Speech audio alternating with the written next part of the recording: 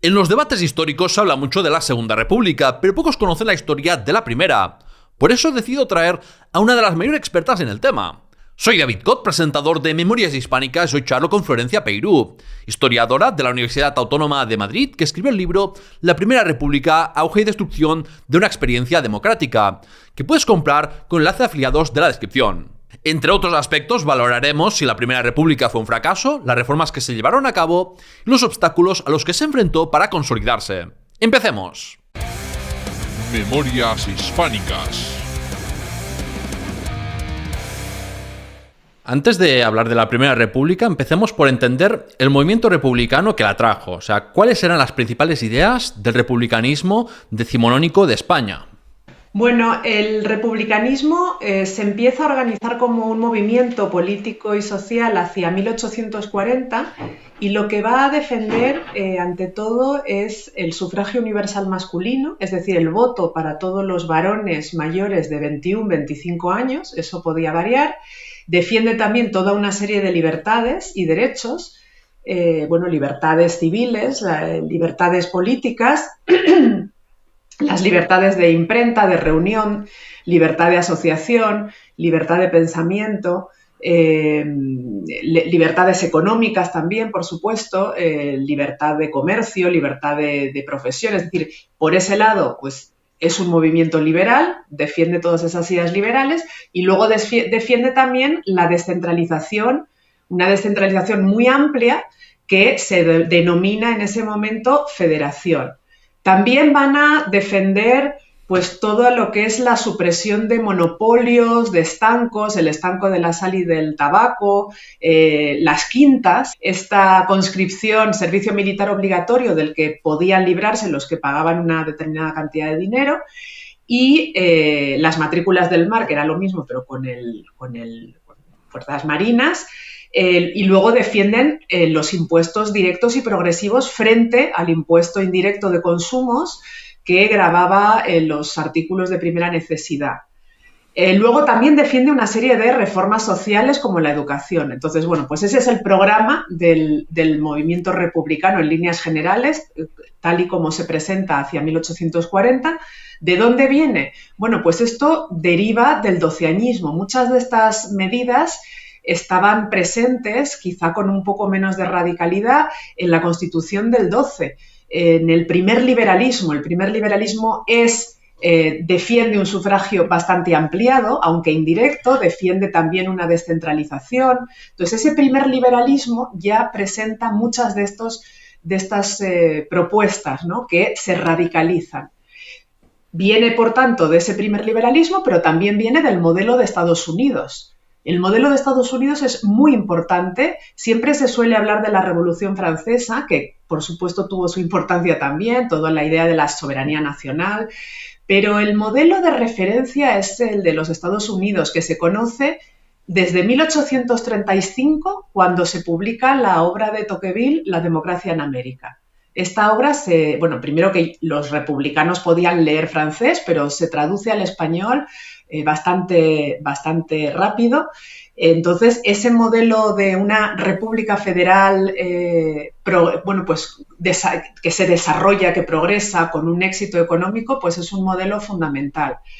Y luego tenemos los republicanismos francés, italiano, el radicalismo británico, todas esas ideas de democracia, de sufragio, de soberanía nacional que estaban circulando por la Europa del momento y que también llegaban a España y convivían con las propias ideas. O sea, que ahí no hay una influencia directa de fuera adentro. Yo defiendo que hay una circulación siempre de discursos. Una de esas ideas que has mencionado es el federalismo. ¿Qué se entendía por federalismo y hasta qué punto iba más allá de una cuestión territorial, de descentralización administrativa, digamos? Sí, yo defiendo efectivamente que el federalismo de estos republicanos no es tanto una manera de organizar territorialmente el Estado, no va tanto por ahí, como por la manera de hacer realidad una democracia participativa, una democracia directa, porque claro, no he dicho que estos primeros republicanos y durante un tiempo pues defienden formas de democracia directa, desconfían un poco de la representación, ahí siguiendo a Rousseau. Entonces, ¿cómo hacemos realidad esa idea de democracia participativa vigilante, una ciudadanía intensa en un Estado de gran tamaño? Bueno, pues esto es un debate que se había planteado ya en el siglo XVIII, en el que habían terciado diversos teóricos, filósofos políticos, y bueno, pues la federación era una manera de hacer realidad esto, ¿no? Es decir, establecer unas unidades más pequeñas en las que se pueda decidir de una manera mucho más directa acerca de las medidas y las reformas que se consideren pertinentes. Además de esto, de esta idea de una democracia participativa, pues que se materialice en un nivel más pequeño para poder hacerse realidad, un poco un movimiento asambleario como lo que luego hemos tenido con el 15. De abajo arriba. Claro, de abajo arriba, una manera más directa, una forma de hacer política más directa. También el federalismo quería decir en este momento elección de ayuntamientos y diputaciones por parte de los vecinos. Es decir, frente al modelo piramidal que establecen los moderados, sobre todo los moderados, los liberales moderados, que es un modelo, pues eso, piramidal, en el que el alcalde y el jefe político son designados desde el gobierno central, ellos deciden la elección de alcaldes, de jefes políticos y del ayuntamiento, de las diputaciones, por parte de los propios vecinos. Y esto era algo fundamental, esa elección, es decir, era dotar a pueblos y provincias de verdadera representatividad política. Y eso era la federación. Muchas veces cuando ellos hablan de federación era vais a poder elegir a los alcaldes y a los jefes políticos y a los ayuntamientos vosotros mismos con el sufragio. ¿Cuáles eran las bases sociales del republicanismo antes y durante la Primera República? O sea, ¿era una cosa de unos intelectuales y burgueses urbanitas o había un componente social mucho más amplio? Y relacionado con esto dirías, o sea, en las zonas rurales, ¿cómo de potente era ese movimiento? Vale, esta es una pregunta muy buena y de muy difícil respuesta, porque claro, nos faltan fuentes, pero los indicios que tenemos nos permiten decir, empezando por el final, que la implantación en el espacio rural de este discurso republicano fue bastante más importante de la que se viene pensando, ¿no? De lo que se ha pensado hasta ahora. El movimiento, lógicamente, sí surge de unos intelectuales urbanitas, es decir, los principales publicistas republicanos eran profesionales liberales en general, ¿no? Eran médicos, abogados, periodistas, muchos de ellos. Hay algún caso, Roberto Robert, que fue diamantista, pero luego ya se hizo periodista. Pero realmente sí, los publicistas vienen de esos estratos medios, digamos, ¿no? de las profesiones liberales. Luego también hay algunos artesanos. Pero en las bases sí que podemos hablar de sectores populares, ¿no? De sectores populares, pues esas clases medias, unas capas bajas, digamos, de las clases medias y jornaleros del campo, de las ciudades. ¿Hasta dónde llega el alcance de estos apoyos? Pues es difícil de decir. Sí podemos ver, por ejemplo, que si el Partido Democrático se formó en 1849, en el 51 tenemos ya 7 diputados con un sufragio bastante restrictivo todavía. En el 54 es una veintena ya, cuando se abre, el derecho al voto se abre bastante porque es el bienio progresista. Entonces ahí tenemos ya, vamos a tener en esas Cortes del 55 una veintena de diputados de esta tendencia y ya en el sexenio, con un sufragio universal masculino, para mayores de 25 ya vamos a tener 73 diputados. Entonces podemos ver cómo los apoyos en lo que se refiere al voto van aumentando. Y luego, claro, podemos ver también que durante el sexenio una veintena de capitales de provincia tienen ayuntamientos republicanos, es decir, que sí que tuvo un alcance importante. Y ahí entra otra vez la cuestión del federalismo, que es lo que quería comentar. El federalismo, esta idea de la elección de los ayuntamientos, sobre todo de los espacios locales por parte de los vecinos, fue muy potente como mecanismo de politización, porque esos ayuntamientos tenían competencias muy importantes para esos vecinos, ¿no? Para los habitantes de esos pueblos. pues competencias en todo lo que se refiere al reparto de tierras, a los alquileres, pero también pues la distribución del agua, los abonos, los espacios de uso común. Es decir, era realmente una cuestión de supervivencia, de vital importancia poder controlar esos ayuntamientos. Entonces, un discurso que dice, vosotros vais a elegir y vais a poder decidir si llega la federal, porque al final la federal era eso, ¿no? La federal, vamos a elegir nosotros a los alcaldes y al ayuntamiento, y nosotros entonces vamos a poder decidir lo que hacemos con el agua, con elementos de primera necesidad. Entonces eso tuvo un alcance importante. ¿Hasta dónde? Pues no lo podemos decir. Yo defiendo, a lo mejor quizás un poco exagerado, pero yo diría que los apoyos que tiene el republicanismo en España en los años 60 y 70 podían ser iguales o mayores que los que había en Francia. Claro, lo que pasa es que en Francia sí triunfa la Tercera República, entonces ahí pues hay toda una genealogía que busca esos apoyos, los ha buscado. Nosotros no hemos tenido esa situación, pero yo creo que los apoyos eran importantes. No podemos dar una cifra exacta, por supuesto. Y en el ámbito rural también. Eso es lo que quería decir, perdón. En el ámbito rural también, pero esto es algo que todavía está pendiente de investigar. Es decir, hace falta muchos estudios locales, sobre todo desde una perspectiva local, para ver toda esa implantación en los espacios rurales que eran mayoritarios en ese momento en España. ¿Cómo se inserta la Primera República en este contexto más amplio del sexenio democrático? O sea, ¿fue la República una consecuencia inevitable de la Revolución de 1868?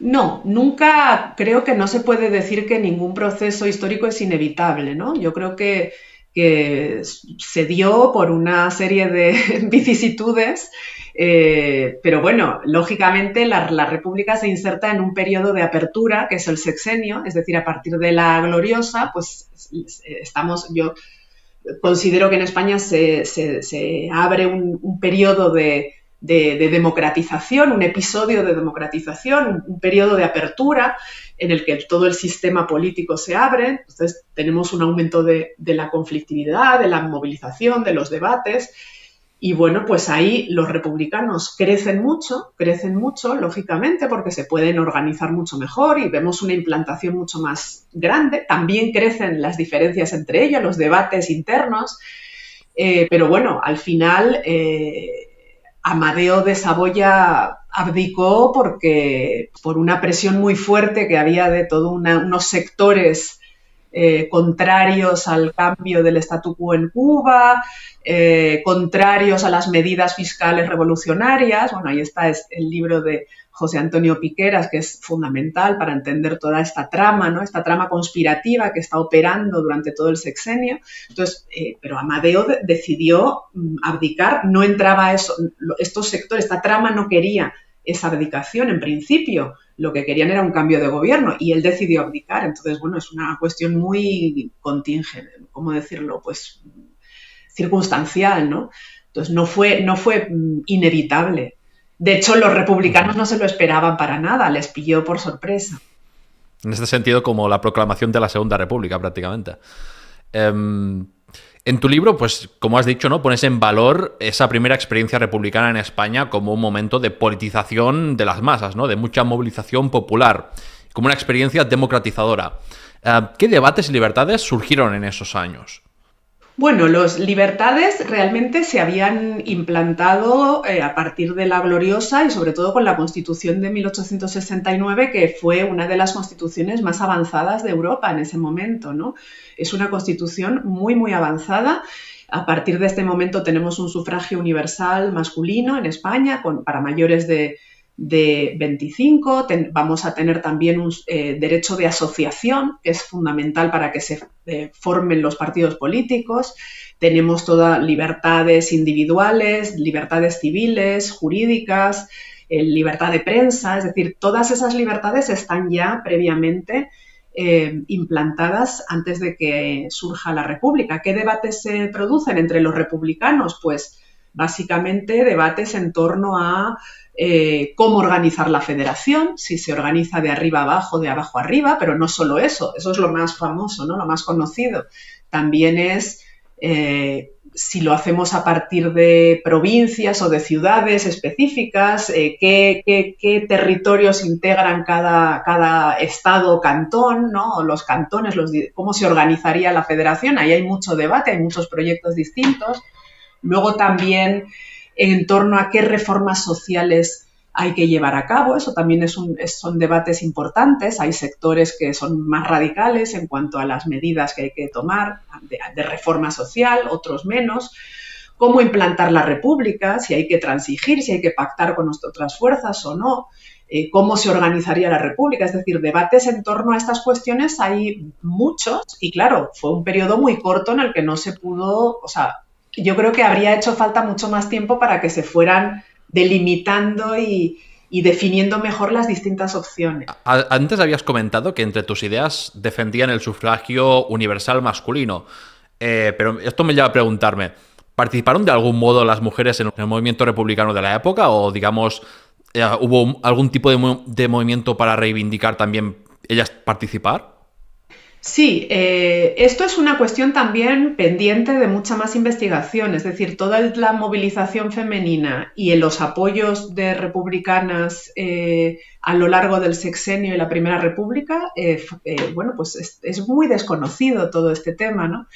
Sí hubo apoyos, es decir, tenemos indicios, tenemos muestras de apoyos de mujeres al republicanismo desde los años 50. Había mujeres que participaban en las manifestaciones, por ejemplo, contra las quintas, como también el republicanismo está defendiendo unas medidas como el fin de los impuestos de consumo, el fin de las quintas, que realmente pues afectan a muchas mujeres, pues esos eran ámbitos en los que la participación de ellas era importante. Y luego durante el sexenio sí que vemos que se forman algunas asociaciones femeninas, algunas asociaciones, clubs republicanos admiten algunas mujeres que pueden incluso decir cosas, es decir, hablar públicamente. También hay, bueno, pues una movilización de mujeres contra la esclavitud, que es importante, no solo republicanas en este caso, esto unía a otras mujeres también liberales, pero hay una movilización abolicionista. Y bueno, en cuanto al derecho al voto, en este momento pues hay algunas manifestaciones aisladas. No era una reivindicación mayoritaria todavía el sufragio femenino. Ahora bien, muchas mujeres estaban participando en el espacio público o escribían, porque había muchas mujeres también durante el sexenio que pudieron escribir y publicar artículos en prensa republicana, como Magdalena Bonet, como Modesta Periú, Matilde Cherner. O sea, hay varias figuras importantes en este sentido. El hecho de que estuvieran actuando políticamente, pues de alguna manera era una forma de, bueno, pues materializar una reivindicación, aunque no se verbalizara, que ya digo, sí había algunas manifestaciones, pero no es algo mayoritario todavía. Igual todavía falta mucha investigación. O sea, sobre esta cuestión creo que no podemos zanjar, no podemos dar ninguna conclusión, porque es algo que requiere, todavía tenemos que ver hasta dónde llegó esa movilización femenina, que quizá nos sorprenda.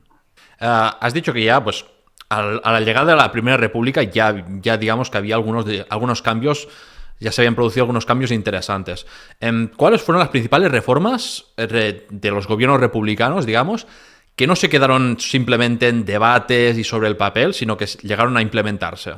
Pues muy pocas, muy poquitas, porque es que los republicanos realmente, o sea, las cortes funcionaron durante muy poquito tiempo. Y realmente fue un periodo muy inestable, ¿no? Y conflictivo a nivel institucional, a nivel parlamentario. Estaban muy divididos, había muchas crisis gubernamentales, entonces muchos proyectos de reforma importantes se quedaron sin discutir prácticamente, ¿no? Son admitidos a trámite, por decirlo de alguna manera, pero se quedan ahí y no llegan tampoco. Entonces, implantación, yo diría que muy poquita, algo que haya quedado. Hay proyectos de reparto de tierras, por ejemplo, esto es una un elemento muy importante que también venían defendiendo los republicanos desde su aparición en la esfera pública en 1840. Estaban defendiendo un modelo democrático de desamortización. Eso es una reivindicación que también explica mucho de esa implantación rural, ¿no?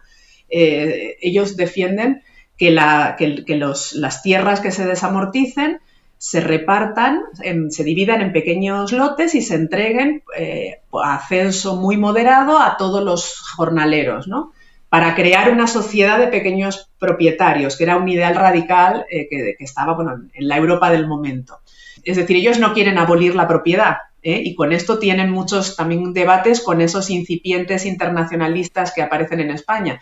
Quieren que se generalice la pequeña propiedad. Entonces, bueno, pues esto, cuando se proclama la República, pues tenemos, creo que 4 proyectos de reparto de tierras y de distribución de tierras que no llegan no se llegan a discutir. Luego también hay proyectos de reforma del ejército, de la judicatura, tampoco se llegan a discutir. Está la famosa ley Benot, que sí que avanzó bastante, pero que no entró en vigor, que regulaba el trabajo de niños y niñas en las industrias, y eso es una ley muy, muy precoz para la Europa del momento. Y eso, bueno, se aplicará muchos años después. Pero realmente como medidas que se hayan implantado, francamente, creo que y que hayan perdurado, ninguna, porque a partir del 74, además, muchas de las cosas que se habían hecho, como cambios de nombres de calles y plazas, se vuelven a revertir y muchas, es decir, no prospera. Se dieron reformas en los espacios locales, porque hubo muchos ayuntamientos republicanos donde sí pudieron legislar más, ¿no? Y por ejemplo, bajar la jornada laboral o aumentar los salarios o imponer algunos impuestos. O sea, se pudo hacer más a nivel local. Y ahí, pues también es un ámbito que hay estudios que se van haciendo, pero todavía queda mucho por hacer. Sí, creo que, no sé si era en tu libro, que se mencionaba que en un ayuntamiento se implementó la jornada laboral de 40 horas, ¿puede ser? Sí, en varios, y luego los cantones lo hicieron también. Muchos cantones establecían jornada de 9 horas o de 8 horas, pero sí. Estos son cosas, en Sevilla me parece que ocurrió. Estos son cosas que se hacen a nivel local, que se pueden, porque es más rápido, es mucho más ágil, ¿no? A nivel estatal, parlamentario, pues pues tienen unos plazos, hay unos procedimientos y eso, pues con todos los debates, las polémicas. Bueno, es que el 12 de julio, si las Cortes se reúnen por primera vez a principios de junio, en un mes ya tenemos los cantones y tenemos ya el ejército, es decir, tenemos una situación de extrema gravedad. Entonces fue muy difícil realmente legislar. Ahí habría hecho falta más tiempo para ver que efectivamente qué es lo que se podía hacer, pero no hubo tiempo. Claro, por esta brevedad y la dificultad en hacer cambios, la Primera República suele ser recordada como un periodo de caos y fracaso. Claro, entre las derechas españolas también tienen esa imagen de la Segunda República para evitar confrontar cómo terminó, ¿no? Pero lo que quizás también es sorprendente es que desde las izquierdas tampoco es que se haya reivindicado la República del siglo XIX. No, la Primera República es la gran olvidada, porque efectivamente para la derecha siempre ha sido, bueno, desde antes de que se implantara, ¿no? Desde que aparecen los republicanos, siempre la derecha ha interpretado la República como el caos, la anarquía, la disolución de España, ¿no? Y esto continúa después, continúa en la Restauración y continuará después durante el franquismo, ya con las 2 repúblicas fracasadas. Pero es verdad que en la Primera República, bueno, esto lo cuenta muy bien José María Jover en un libro que tiene, y también una profesora que acaba de publicar un libro muy interesante que se llama Lara Campos, donde cuenta todo el recuerdo de la Primera República hasta la Segunda República.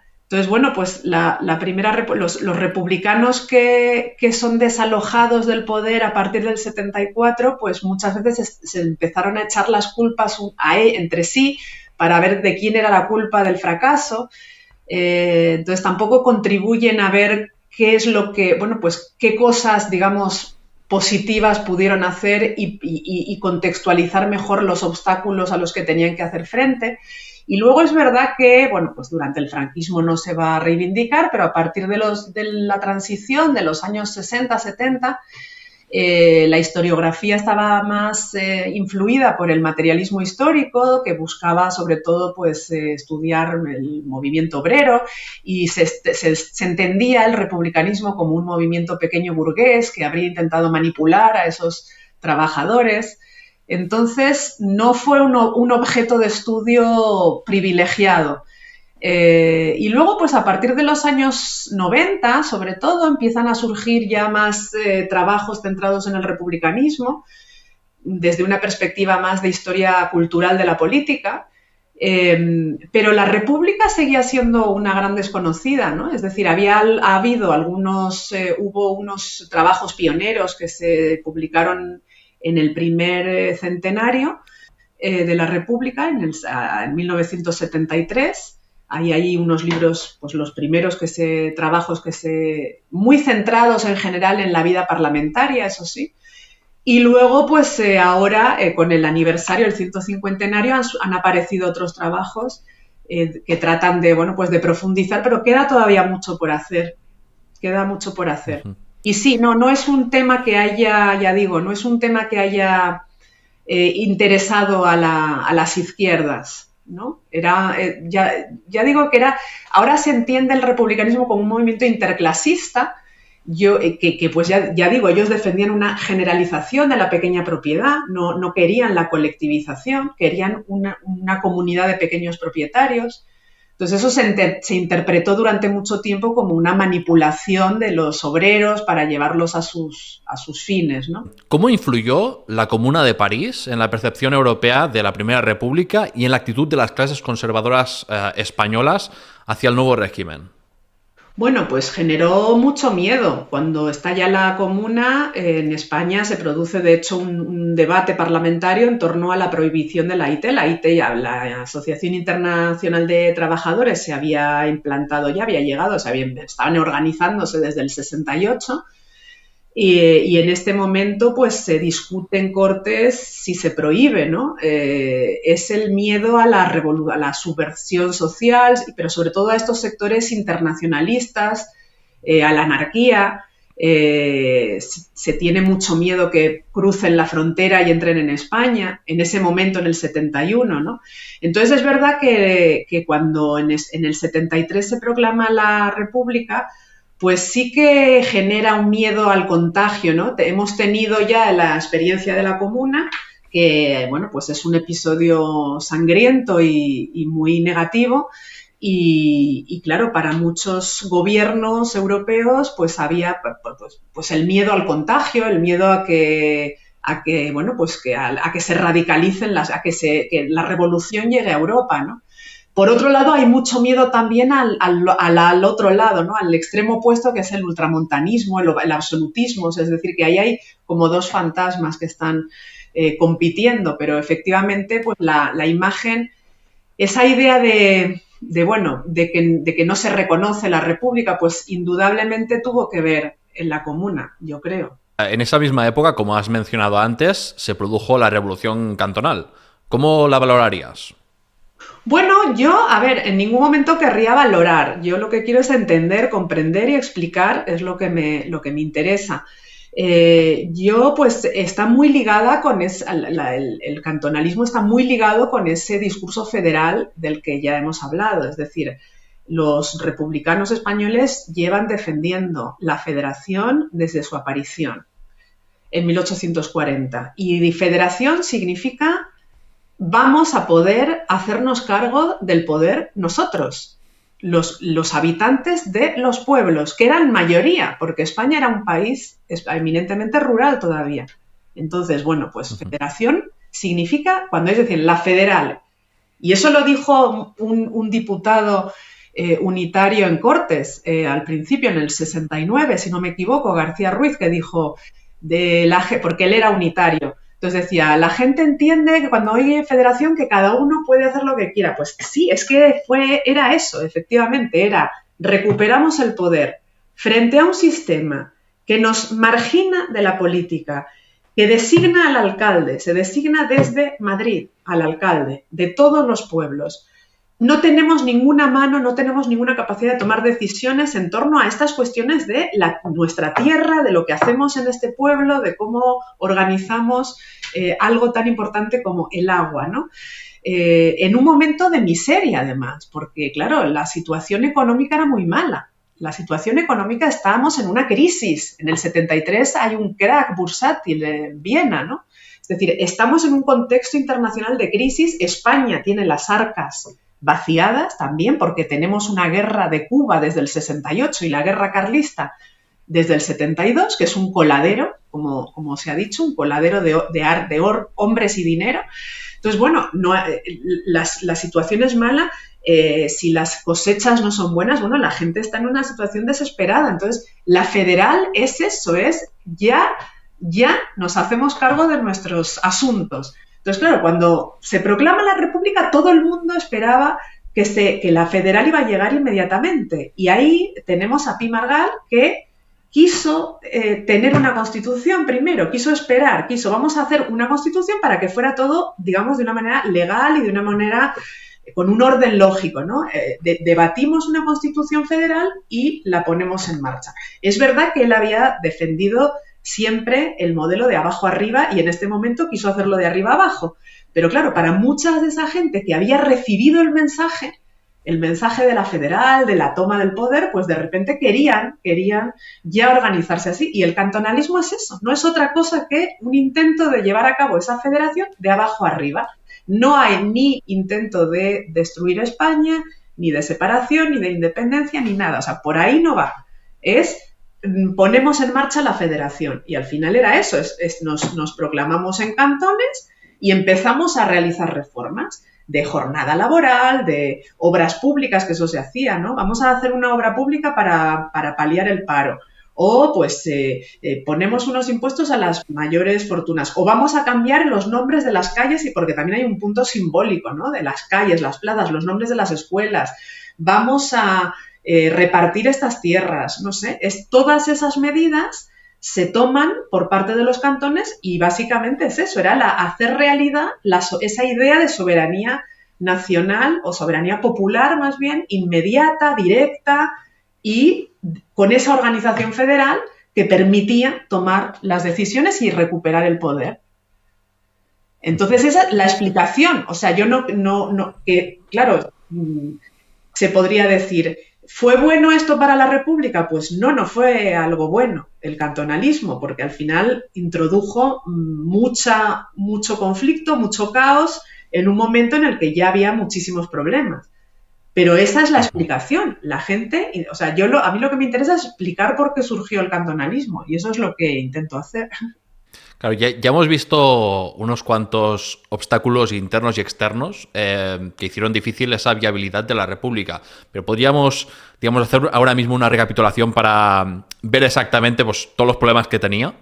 Bueno, pues para empezar, esos conflictos bélicos. Es decir, tenemos la guerra de Cuba que comenzó en octubre del 68 y ahí muchísimo dinero, muchísimos hombres tienen que irse allí a luchar.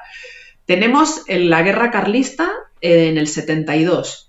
Había habido escaramuzas previas y en un momento dado se mantiene, no las consiguen sofocar y eso se convierte en un conflicto bélico. Entonces tenemos un montón de tropas que están destinadas en el norte de España, amenazando mucho Cataluña también, por ejemplo, toda la zona norte. Entonces, bueno, pues tenemos eso que también es un coladero y es pues impide hacer realidad esas dos promesas de las que ya he hablado antes, que son acabar con las quintas y acabar con los impuestos indirectos, porque al final necesitan dinero. Y bueno, en ese momento pues había mucha ocultación de patrimonio. Un 40% del patrimonio de las mayores fortunas estaban ocultas, entonces al final pues y se intentó, bueno, esto ocurrió antes en el sexenio, intentar acabar con los consumos, con los impuestos indirectos, sustituirlos por otro impuesto y al final es que fue imposible.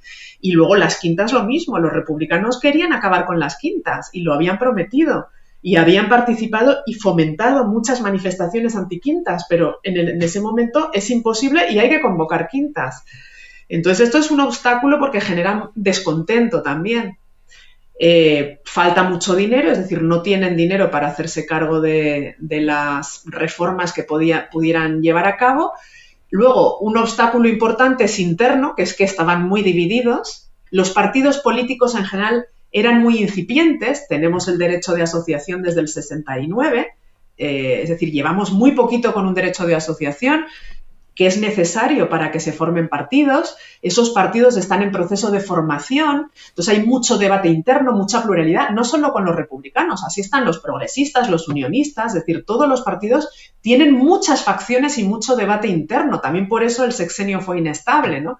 Y durante la República, pues los republicanos también están divididos, no saben debatir bien, no tienen experiencia en eso, son muy antipluralistas en el sentido de excluimos, si alguien no está de acuerdo conmigo, directamente le excluyo y no negocio, o sea, como que no tienen, pero esto era una cosa bastante generalizada, ¿no? Entonces es como una falta de aprendizaje de lo que es la democracia, porque fue un periodo muy corto, habría que ver lo que podía ocurrir si eso se hubiera mantenido más tiempo. Pero eso fue también un problema.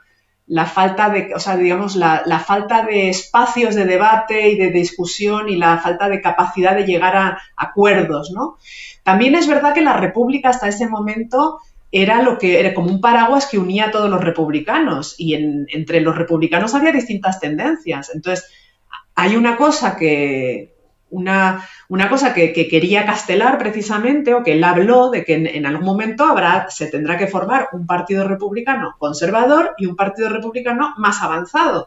Entonces esto habría permitido también pues clarificar un poco la situación, pero en ese momento estaban todos mezclados porque digamos lo que les unía era la República, pero luego había mucho debate en torno a eso, ¿no? Y no hubo tiempo de organizarse.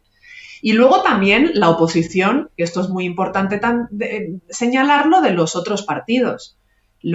Casi todos los partidos políticos, cuando se proclama la República, deciden el retraimiento, que es decir, no participamos en el juego institucional.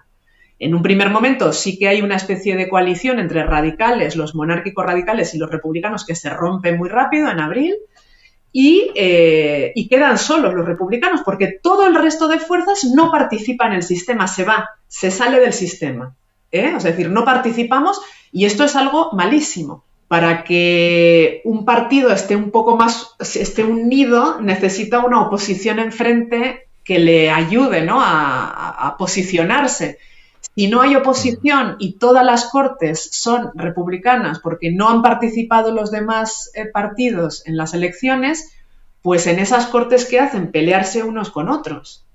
Es decir, si hubiera habido unos partidos de oposición frente a los cuales defender una serie de posturas o de acuerdos de mínimos, pues las cosas quizá habrían salido de otra manera. No había eso y básicamente se desgarraron los unos con los otros.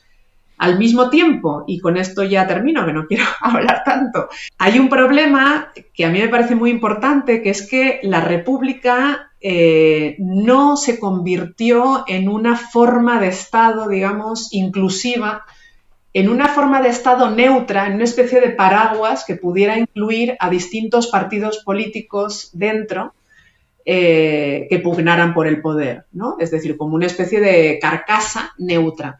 La República estaba absolutamente asociada a ese Partido Republicano Federal que estaban solos en las Cortes. Entonces, si fracasan, fracasa la República. Entonces, bueno, esto es algo importante porque si nos vamos al caso de la Tercera República Francesa, sí que la República pudo convertirse en una especie de marco neutro en el cual había distintos partidos que se movían, ¿no? Una vez que ya se elimina la amenaza de restauración, que eso estuvo ahí también, hubo una amenaza, pero ya al final se quedó como, pues eso, el marco que da cabida. Igual que la monarquía, puede haber una monarquía parlamentaria que dé cabida, que es un marco neutro que da cabida a un juego político, el que sea. En este caso, la República estaba absolutamente asociada al Partido Republicano Federal, que tenía todos estos problemas internos que estoy comentando. Pero en tu libro creo que señalas que hubo un giro conservador bajo el gobierno de Emilio Castelar a finales de 1873 y la República Unitaria del general Serrano. O sea, ¿crees que esa vía de la República, ese camino que se estaban dando, podía consolidar una forma de Estado, como dices, digamos así, que pudieran jugar más como de izquierdas y de derechas o cómo lo ves? Efectivamente, eso es lo que yo creo, sí. Yo creo que, bueno, con Castelar, realmente el problema con Castelar es que él tenía el objetivo de pacificar España, tenía un país, pues eso, con el cantonalismo por un lado, con la guerra carlista por otro, que la guerra carlista estaba haciendo estragos, ¿eh? Y claro, se habla mucho del caos y la anarquía de los cantonales, que lo hubo, pero también hubo mucho caos por ahí, mucha destrucción, mucha violencia política, es decir, era una situación extrema. Entonces, Castelar suprime las sesiones de Cortes y establece medidas extraordinarias para pacificar España. Entonces, bueno, pues con él básicamente se está en una especie de periodo como de interinidad para lograr estabilizar un poco la situación. Y entonces esto sí que efectivamente parecía que se estaba consiguiendo hacia diciembre, enero del 74, que ya pues solo quedaba Cartagena, y ahí se convocan elecciones, todas las izquierdas, es decir, todos los federales forman una coalición frente a Castelar, porque claro, a Castelar lo ven como demasiado conservador, y ese es el momento en el que se produce el golpe de Estado de Pavía, que Pavía lo que quería básicamente era alejar a los federales del gobierno, no quería acabar con la República. Entonces, Castelar no le gusta nada y se va, porque él no apoyaba el golpe de Estado de Pavía. Los federales, lógicamente, también se tienen que ir porque el golpe estaba orientado a desalojarlos absolutamente del poder. Y entramos en esa república unitaria, o la república conservadora del 74, que se conoce muy mal y que yo creo que es un periodo muy interesante precisamente por esto, ¿no? Porque efectivamente es un periodo de restricción de derechos. Aquí tenemos la presidencia de Serrano, que quiere acabar con la guerra carlista, entonces hay mucho esfuerzo para acabar con esa guerra, para avanzar con la guerra. Se consigue librar Bilbao, por ejemplo, es decir, ahí hay varias victorias importantes. Se concentra mucho en esa cuestión de la guerra carlista, pero bueno, también es verdad que se restringen muchas libertades, la libertad de imprenta se restringe, la libertad de reunión, es decir, estamos en un momento de cierre de una república conservadora. Pero lo que yo creo es que precisamente o paradójicamente el hecho de que tengamos una república conservadora donde se mantiene el orden, donde de repente empiezan a proliferar proyectos, tenemos los reconocimientos internacionales que se producen en ese momento, pues la creación del Banco de España, si no me equivoco también, es decir, se empiezan a avanzar en una serie de reformas. Para algunos sectores podía haber ido avanzando esa idea o se podía desarrollar esa idea de república como marco neutro en el que, en el que distintas opciones que pueden ser también muy conservadoras están pugnando por el poder, y podía haber traído más apoyos. Entonces yo creo que sí, que esto pudo ser una vía. Lo que pasa es que aquí tenemos que investigar mucho más cuáles eran las posturas de las distintas fuerzas, ¿no? De progresistas, del propio ejército, porque no todo el ejército apoyó el golpe de Martínez Campos. Y yo creo que, por lo que he podido leer, porque los estudios son muy escasos, a partir de octubre-noviembre del 74 ya se estaba planteando volver a convocar cortes, normalizar la situación, abrirla, ampliar las libertades, ¿no? Es decir, se estaba empezando a normalizar. Y eso podría haber dado lugar a una Tercera República, que al final la Tercera República Francesa fue muy conservadora también, porque la Tercera República es un pacto entre monárquicos, orleanistas y republicanos moderados. Entonces, al final es un sistema también bastante conservador y que, que se fue asentando, que sí que respetó toda una serie de libertades, pero no era un sistema radical para nada, ¿no? Entonces, efectivamente la República, ese periodo del 74, podía haber, claro, no podemos hacer historia ficción, esto no se puede asegurar, pero quizás sí, se puede decir que podía haber dado lugar, viendo el modelo de Francia, a, bueno, pues a un sistema republicano muy conservador o como el de la República Restaurada de México, ¿sí, no? Pues un sistema conservador, más autoritario, quizá, pero republicano, ¿no? Porque pues que no estuviera asociado con el caos y la anarquía, porque en ese momento, claro, todos tenemos en la cabeza república como caos y anarquía, pero el 74 fue más largo que el 73. Es decir, en el 73 estuvieron solo desde febrero, el 74 duró más, fue un año entero y se mantuvo el orden. O sea, fue una república de orden. Ya hablando del final de la Primera República, ¿quiénes formaron la trama conspirativa que finalmente restaura la monarquía y qué intereses representaban? Bueno, esto es algo que lo cuenta este autor que acabo de, este historiador que he citado ya, que es José Antonio Piqueras, en su libro sobre el 68. Es una trama que se venía funcionando desde antes, desde el año 70 y 72.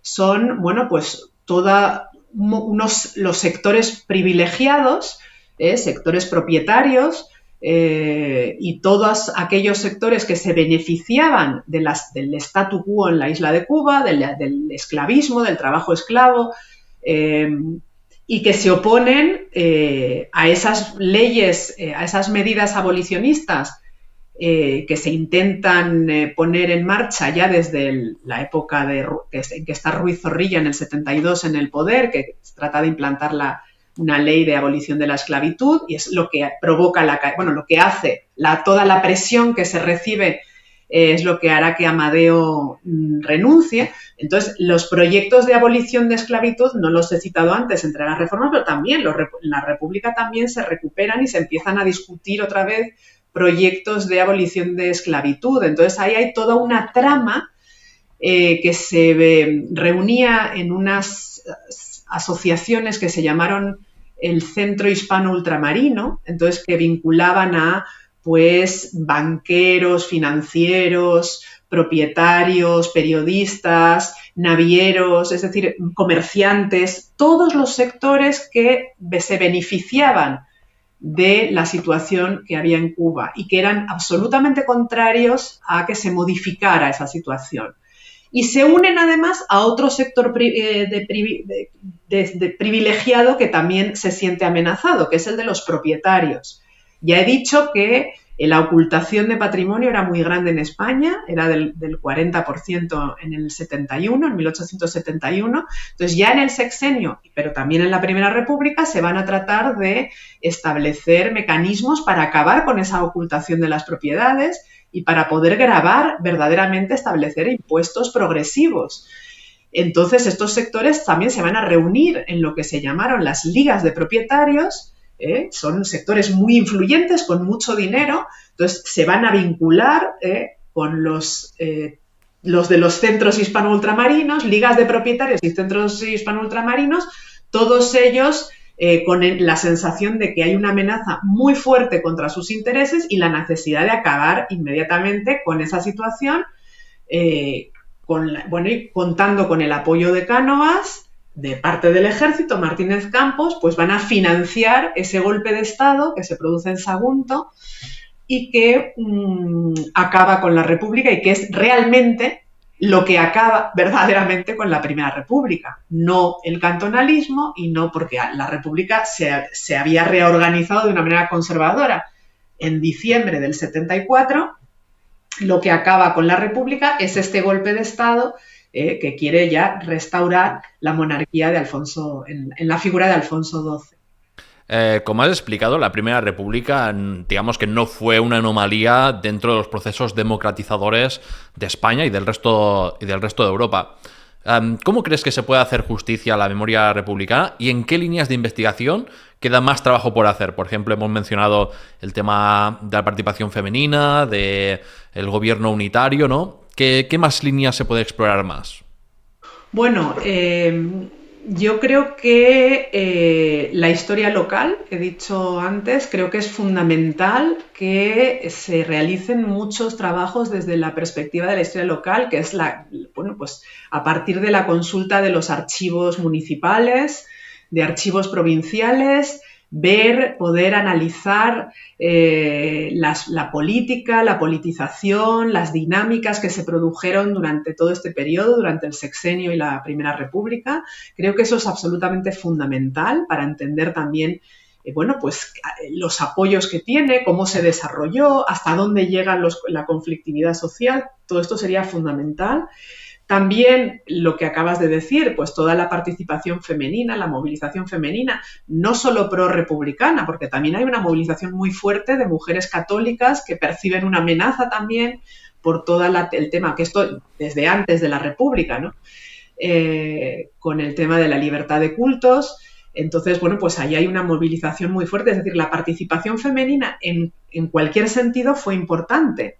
No tenemos que pensar que solo apoyan a la República, había muchas mujeres que apoyan opciones opuestas, pero estaban participando también, ¿no? Y eso es muy importante tenerlo en cuenta. Y luego, pues, analizar mucho mejor distintos discursos que están en liza, ¿no? Porque sí que hay bastantes estudios sobre los diarios de sesiones de Cortes, todo el desarrollo que se dio en las Cortes. Al final esto ha sido lo más fácil de estudiar, porque es a partir de diarios de sesiones de Cortes, pero no tenemos tanta información acerca de distintas versiones, imágenes de la República y el republicanismo que podemos encontrar en prensa, en los periódicos de distintas localidades, en Madrid, en Barcelona, bueno, en Sevilla, Valencia, Cádiz. Es decir, ahí hay mucho por hacer en torno a discurso, ¿no? Pues, ¿qué se defiende? ¿Cómo se ve? ¿Cómo se entiende la libertad? ¿Cómo se entiende la federación? ¿Cómo se entiende el ordenamiento social? Todo lo que tiene que ver con las maneras de organizarse. Pero bueno, esto entraría dentro también de esa perspectiva local, ¿no? ¿Cómo se organiza el republicanismo en los distintos espacios locales? Todo eso son realmente, bueno, pues asignaturas pendientes y elementos que quedan por hacer, que quedan por investigar. Queda mucho por hacer en este terreno. Yo me gustaría, si hay gente que ve el programa, que se animen, ¿no? Porque esto, pues, yendo a esos archivos municipales, locales, a ver qué se encuentra, ¿no? Porque sería interesantísimo, desde luego. Y luego hacer justicia, lo que has dicho de hacer justicia, pues dejar de mirar con prejuicio. Es decir, yo con mi investigación en ningún caso quiero reivindicar la República ni defender la República. Es decir, yo como ciudadana tengo mi ideología que no entra aquí y que no creo que tenga ningún interés para nadie. Pero como historiadora lo que me interesa es entender, que es lo que he dicho al principio. Contextualizar. Comprender, contextualizar, normalizar, ¿no? Porque además tenemos toda esa cosa del atraso de España, del caos, del atavismo de los españoles, de que somos distintos, que somos especiales, que somos diferentes. No somos diferentes. Aquí hay en muchos aspectos España estuvo en la vanguardia. Por ejemplo, pues con leyes sociales en este momento estuvo España en la vanguardia, pero en cualquier caso yo no quiero hacer una geografía. La República tuvo sus luces y sus sombras, pero creo que no es la misión del historiador juzgar y acusar, ¿no? Y decir, esto se equivocó. Bueno, vale, es muy fácil que yo acuse a un pobre señor o señora del siglo XIX que está equivocado, no se puede defender y además yo sé lo que ha pasado después. Lo que tenemos que intentar es entenderlo, es nuestra historia, ¿no? Es la historia, comprenderla y por otro lado, bueno, pues forma parte también de la historia de la democracia en España. A mí eso me parece muy importante, que la democracia no la hemos conseguido hace unos años. La democracia hubo personas, hombres y mujeres en el pasado que lucharon y que defendieron sus visiones de la democracia, porque tampoco hay una única visión, pero defendieron sus visiones y todas esas avances y luchas y retrocesos han ido dando lugar a lo que tenemos hoy en día. Entonces nos permite también entender la situación actual. Entonces esa es lo que yo creo que es la manera de hacer justicia, ¿no? Con esa memoria. Creo que hay que situar la Primera República. Es verdad que la segunda está muy presente en la memoria, la primera no tanto, y la primera es muy importante. No podemos entender la segunda ni lo que ocurrió en la Restauración sin la primera tampoco. Entonces, bueno, pues Yo creo que es un periodo muy importante, muy interesante y que ha estado muy visto con demasiados prejuicios y que básicamente es quitémonos de una vez esos prejuicios. Aquí termina la entrevista. De nuevo te recomiendo leer el libro de Florencia si quieres explorar más en profundidad la Primera República. Acuérdate de estar suscrito y darle a la campanita de notificaciones de YouTube para no perderte nuevos vídeos. Y puedes apoyar mi divulgación en Patreon o haciéndote miembro de YouTube. Gracias por escucharme y hasta la próxima.